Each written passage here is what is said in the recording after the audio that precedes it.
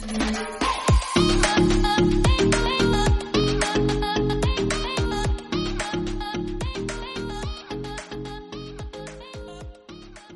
to another episode of Defending the Line. I'm Chrissy Shepard, and this is my podcast to share the story of what happened in the murder of my cousin Debbie Carter in our small Oklahoma town, and how finding out the men convicted of that crime were innocent turned into a quest for truth and accountability. So this episode is one that I have dreaded more than most, and I am sure that it will really piss some people off that I'm even talking about it. But I say at the beginning of every episode that this has been about truth and accountability, and I'm going to tell the truth as I know it. It wasn't my actions that brought this about. I just went looking for answers, and some of those answers aren't easy to hear. I tell people in therapy all the time that secrets eat people up from the inside out. But I don't believe that anything will ever change until we start telling the truth. And, what I'm going to be talking about is open record. It's just that I went looking for it. Back during the oil boom of the 1980s, Ada was probably not a lot different than a lot of other communities, in that there were plenty of things that could get someone into trouble. And I found that, inquiring about some of these things 40 years later is still very frowned upon. I found that people in my area kind of fell into three different categories. There were those that were, had absolutely no idea that there were any kind of criminal activity or anything going on. There were those that had been, visited by the darkness of what you might call an underground world. And then there were those who had intimate knowledge of its existence, but denied it, whether that was out of fear or gain for themselves. And so decades would pass, for me and my family before we saw how these different worlds kind of existed all in the same town. In my effort to find out more about Debbie's case, this common thread continued to show up, and that was the talk of the local drug trade. Any discussion about this subject is always met with a healthy dose of anxiety, even for those who had not been involved in this in, many years. So, in the late 70s, early 80s, there were what you might call self-proclaimed cowboy outlaws. And they kept the county supplied with its fair share of pills and cocaine. And I was told one story about how, wives or girlfriends might be sent to the doctor hoping to collect pills. Doctor hopping, I guess what they call it. If these women were lucky, she might get, they might get paid 10, 12 pills for her trouble. Sometimes a woman might be left as collateral during a drug trade. If she was uncooperative, she might find herself chained to a toilet for days, or maybe even nailed to a board. There was serious money to be made, and helpful individuals willing to assist you in hiding that money. Maybe someone paid cash for a brand new Cadillac, or one might get receipts for cattle that never existed. During that same time period, Oklahoma was known to be one of the top 3 states for domestic marijuana production. Southeastern Oklahoma was prized with the most potent THC levels in the entire country during that time. And cocaine might find its way into our part of the world by air. A south field, outside of town could have like a big red X spray painted, large enough for you could see it from a small plane. or pickup trucks might, you know, park there at night and crossing the beams of headlights so, they would illuminate a drop zone. Another common but really less discussed topic was that of the Little Dixie Mafia. And at one point, I had been asked if I had ever heard of it. And I had, but it was more in terms of urban legend. And I don't and didn't know much about it at all. But I was assured that it was as real as this person and I sitting having this conversation. According to those who discussed this with me, the Little Dixie Mafia ran the game on drugs, prostitution, gambling, and that nothing went on in this town that they didn't approve of. And when I asked about who they were, no names were ever divulged. I was told a long time ago that, there were meetings outside of town, and I questioned if the Little Dixie Mafia was even still a thing. And I was told that they really didn't think so anymore, maybe further up north, but didn't think that it was a thing here. So again, this subject that just continues to come up, I've given a lot of thought about whether or not, I would talk about it. But omitting it seems disingenuous. The only reports I have of Debbie being involved in any kind of drugs or anything was that she occasionally smoked marijuana and that she might have black mollies, which I guess are speed, for when she worked late. Whereas on the, as far as Glenn Gore was concerned, in his own admission in an affidavit, he states that he was selling drugs during this period of time when Debbie was murdered, and that supply came from certain police officers. So if Gore's guilt was overlooked or covered up because of his relationship with certain cops, then they're as culpable as he is. Not speaking truth to the reality of what was happening in our town makes them think that what they did was okay. So the minuscule amounts of information that I've been able to gather didn't come from just tall tales or someone, being disgruntled. In some instances, it has taken years to build up enough trust with some people that they would talk to me, and then only with absolute assurance that I would never throw them under the bus and divulge their names. This brings me to another truth. Some of what I know comes from personal experience, from more than 20 years of working in the field, where I've come in close contact with people dealing with addiction and court and all that kind of stuff. But even more personal than that was my dad, Debbie's uncle, David. My parents divorced about a year before Debbie was murdered. And after my parents' divorce, I've been told that my dad started dealing cocaine. And I never knew anything about it. I was never put in any danger that I know of. My dad never missed a day of work. And from what I was told, he had a small, select group of friends that he trusted.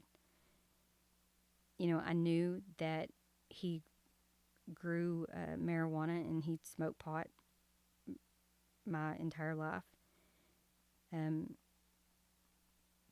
guess primarily for his own personal use. I mean, I can remember as a kid that we would go out and put feed in the deer feeders so they wouldn't eat his crop. And I had even helped him harvest it in the fall and dry it out, which is just an unbelievably odd thing to say out loud. So, other than marijuana, my dad never used any other drug in front of me. Um, but he made it no secret that his favorite thing was cocaine. I didn't even really learn about any dealing until I was an adult. And then that has since been confirmed by two of his ex wives and an additional person um, that told me about, his business.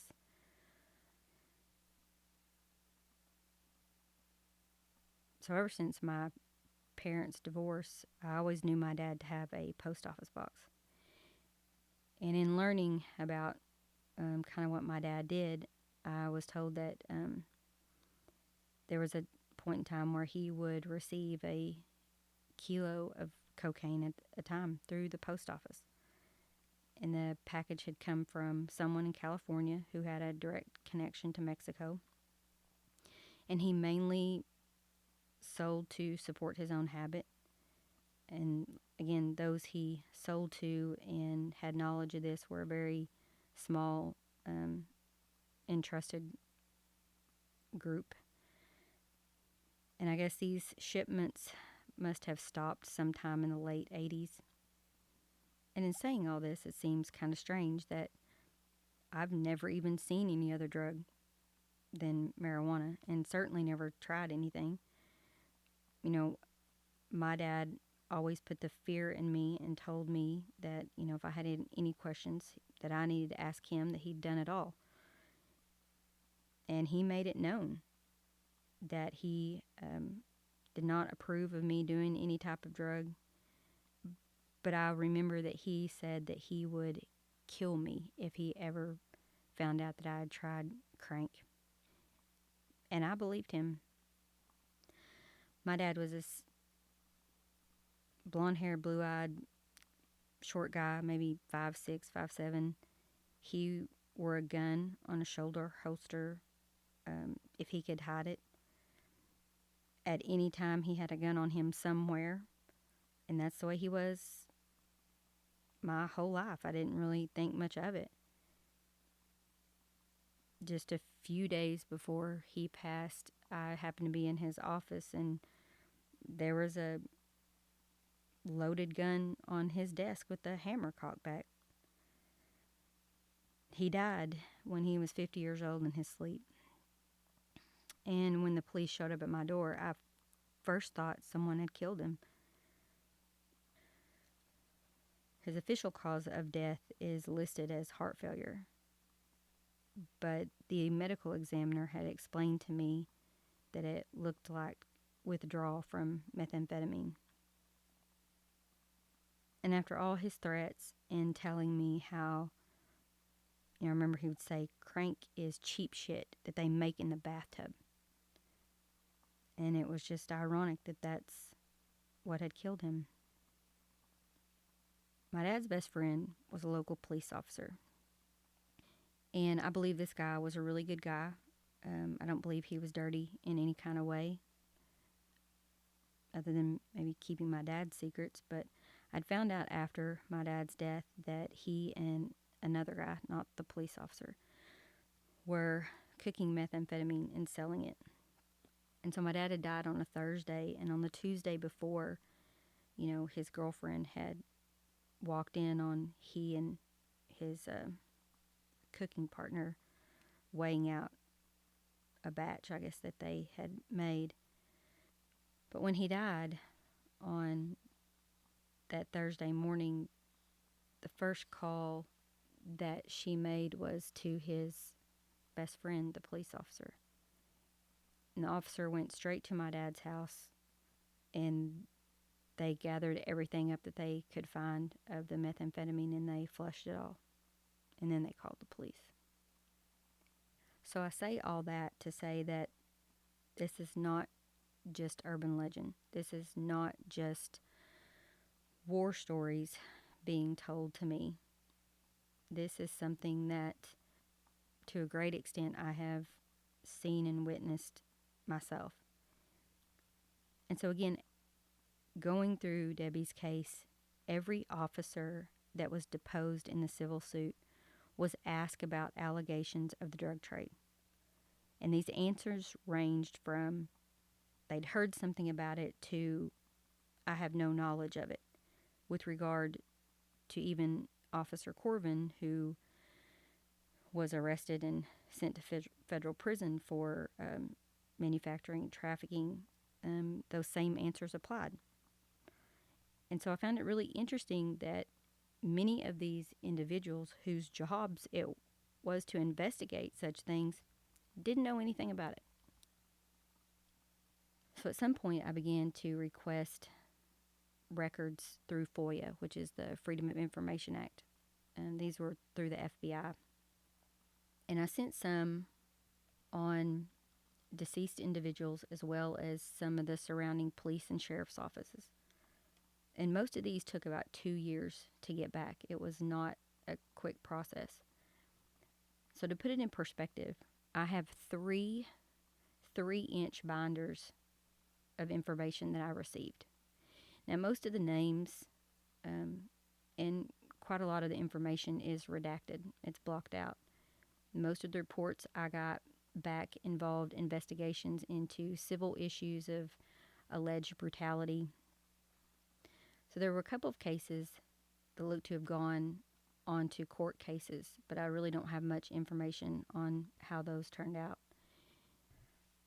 There was one request that came back on a sheriff's office, and it stated that if there was a file to exist, that file would have been transferred to the National Archives on a particular date.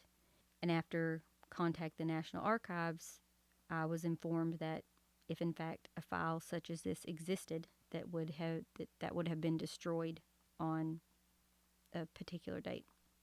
And there was one request on an individual that came back the same way, and that person was my dad.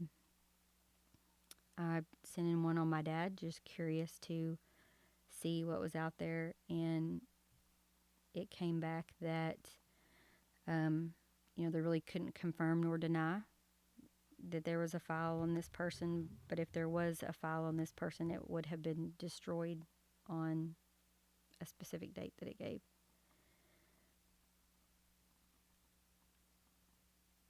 So with a FOIA request, you can't obtain one on anyone who is still alive. So in the process of filling these out and asking again for certain individuals and departments, I received a report back on an officer, Jeff Crosby, who was a police officer here for many years in different capacities. And he apparently died of a self-inflicted gunshot wound in 2018.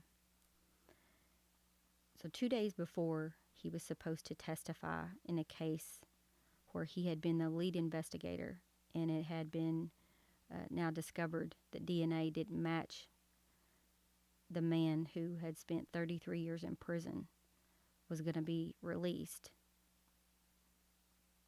this officer Crosby killed himself. So this one report is almost 70 pages long. And so I'm going to give you the highlights. Again, there's been a lot that has been redacted, and names of individuals who are still alive are not in this report.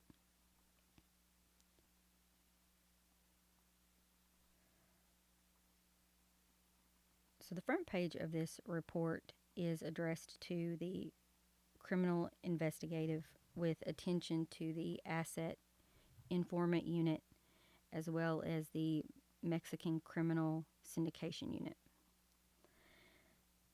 And It's dated January the 10th of 2003. And it says intention of REI and REI profile. It says enclosures attached here to and made part of is the REI profile regarding the captioned organization, and that, who it went to and where it was going and who needed to read it and whatnot. And so REI is Racketeering Enterprise Investigation. And the title of this report says Racketeering Enterprise Investigation, Jeff Crosby Organization, Jeff Crosby, Detective Captain, multiple records, Ada, Oklahoma Police Department, multiple records. And there's some handwriting and some other things on it. So the synopsis page of this report reads, the Jeff Crosby Organization is an illegal drug distribution network operating in the area surrounding Ada, Oklahoma. Source information suggests the organization is successful due to its connection to the Ada Police Department. The organization is centered around the drug culture of Ada and distributes cocaine, methamphetamine, ecstasy, and steroids. I don't think I can probably adequately express the shock when I got this. So I guess in the year or so before this report, an investigation had been prompted to investigate what the FBI is calling the Jeff Crosby Organization. And it says that Jeff Crosby's organizational structure has yet to be fully determined. According to information developed from sources, Crosby is involved in cocaine and methamphetamine distribution. Crosby is the captain of detectives of the Ada, Oklahoma Police Department. And then it goes on to list other things about him as well as other key figures, which all those names have been redacted. It says witnesses and local law enforcement indicated that Crosby and other officers owned a strip club here in Ada, which I remember that. I don't really remember anything about it other than there was a strip club owned by police officers, and I honestly don't even know what happened to it. But it just goes through, like a report would. It says operations. It says information received from local law enforcement and sources indicate Crosby is involved in illegal drug distribution and embezzlement. For finances, it says it's unknown at this time, what his financial dealings were.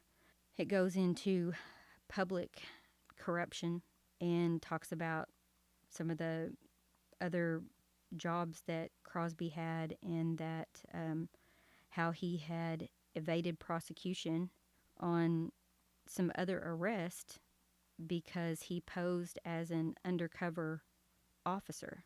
And we'll talk a little bit more about that. But it says that Crosby has been implicated by local law enforcement sources as being involved in the distribution of cocaine and methamphetamine, and that he has been involved in several internal disputes at the Ada Police Department.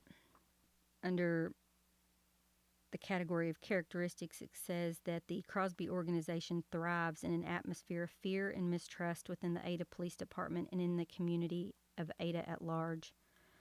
It says witnesses and police officers are reluctant to provide information for fear of retaliation from Crosby and other officers at the police department. It says under assessment, the Crosby Organization operates within a closed society that is difficult to permeate due to the gossip and fear of retaliation.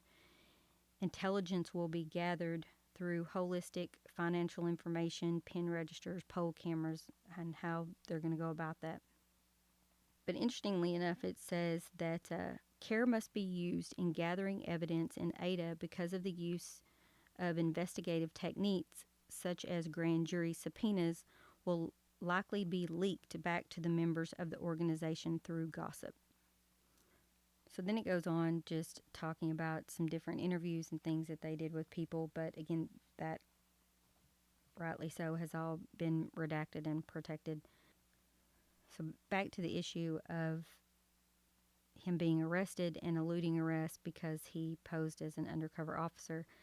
It says they were unable to find records indicating that he had ever obtained any kind of undercover identification from the Highway Patrol or anything like that, and that it was quite possible that he could have arranged to obtain identification from someone at a, like a local driver's license office or something. But it doesn't appear that he ever got this from any source like the OSBI or the Highway Patrol.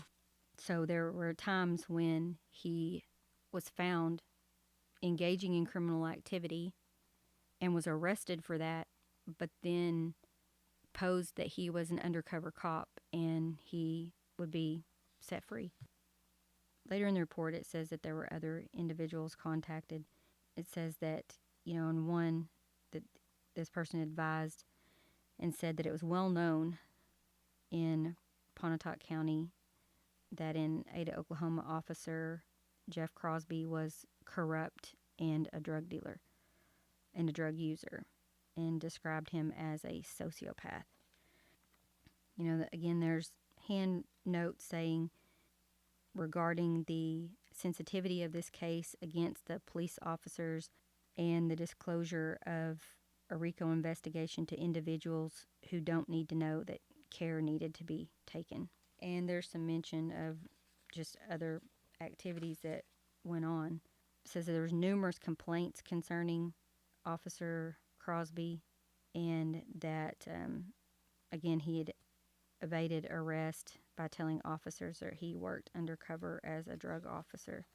It says that source information also revealed, and it has, names redacted out, identified as an associate of an organized crime figure. It looks like it started in January of 2003.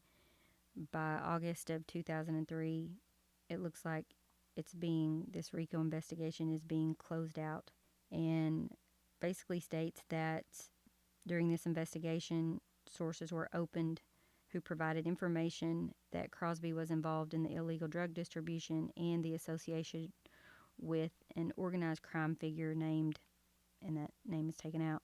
It says, however, sources that could substantiate that information through drug buys and consensual recordings, other techniques could not be developed. So no one would agree to going on the record. It says local and state law enforcement officers were interviewed regarding Crosby's past conduct. And it says an allegation that, and that's been taken out, was substantiated but found to have occurred in something else that has been taken out. So when I finished reading this report, I realized it was as bad as I had ever imagined, and that no one was coming to save us. Now, to fairness, in the beginning of the report, it states that they were given the authority to do a 1-year investigation, wanting to develop these leads. But when those leads fell off or fell through, they had to close the investigation, and that was it. There's nothing else. I was beyond angry. It was very clear that there were officials who knew as to what Crosby was allegedly involved in, and nothing. And it clearly states over and over that officers and state officials and other people were interviewed. Doesn't say who they are, but says they were interviewed. 9 years after this report comes out, Crosby is promoted to Assistant Chief of Police. And nothing ever came of any of this. I know people who have been convicted and sent to death row for less substantive evidence than is in this report. I often ask if I'm scared to talk about this. And to some degree I am, and maybe I should be more scared. but I'm too busy being pissed off.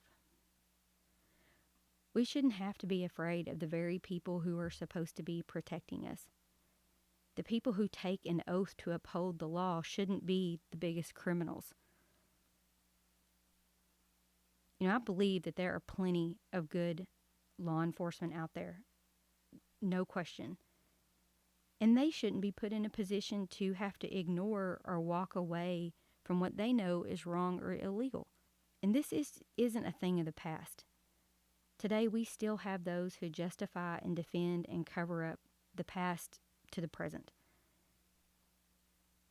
We have to demand that the culture of our justice system changes. But first, we have to be honest about the way that it works. Through all of this, I have started to view my town with different eyes. My new outlook kind of reminds me of when you fly over an area for the first time in an airplane, where nothing is where you thought that it was, where the roads lead to little, hidden pockets that you never even knew existed. And then when you return to solid ground, you never see it the same way again. There are many known secrets that are hidden in plain sight. And some are passed down like legend, and some are passed on for the keeping. On one hand, it is really hard for me to imagine that this world really exists right here under our nose. But then again, it's not a secret. There's a John Fulbright song. John Fulbright is a young blues singer. He's a native Oklahoman. And the song is called All the Time in the World. And he wrote lyrics that ring true to the reputation of my part of the state has earned. And they go, Central Oklahoma is my land, it's my country. Eastern Oklahoma is a beautiful sight. Northern Oklahoma might as well be Kansas. Never go to Southern Oklahoma at night. I don't know that it's a truer depiction than that right there. So in the next episode, we'll talk about why I continue to do this work, even though sometimes it feels like I bang my head up against a wall. So feel free to send your questions, and I'll do my best to answer them in a following episode. You can go to defendingtheline.com for other information and updates, as well as Defending the Line on Instagram. You can also watch these episodes on YouTube at Defending the Line, and I thank you